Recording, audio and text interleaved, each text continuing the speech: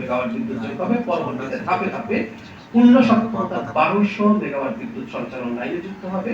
দ্বিতীয় ইউনিটের বিদ্যুৎ 2026 সালের শেষের দিকে যুক্ত হবে। এই দুটো ইউনিট যদি চালু হয়ে যায় তাতে 10% বিদ্যুৎ চাহিদা পূরণ হবে। এতে প্রায় 2 কোটি মানুষ সুবিধা পাবেন।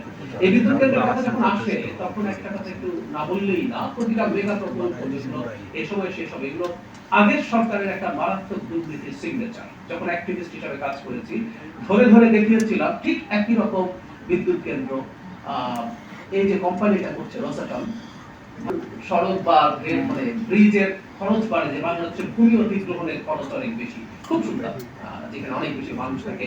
অধিগ্রহণ নিয়ে কি ডাকাতি হয়েছে সেটা সরিয়ে রেখে বলছি, রূপপুর পারমাণবিক বিদ্যুৎ কেন্দ্রে কোনো ভূমি অধিগ্রহণ করতে হয় নাই, কারণ পাকিস্তান আমলে এই জায়গাটা অধিগ্রহণ ছিল।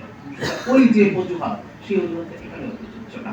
আমরা প্রতিটা প্রকল্পের সাথে সাথে আমাকে এটাও ধরে রাখবো এবং আমি আপনাদেরকেও এই একই দৃষ্টি রাখতে বলবো এই সরকারের সময় এই ধরনের কোনো ঘটনা ঘটে কিনা, ডেটা দিয়ে আমাদের সরকারের সময় যদি এই ধরনের কোনো খারাপ কাজ হতে যায় সেটা আপনারা জনগণের সামনে তুলে ধরবেন।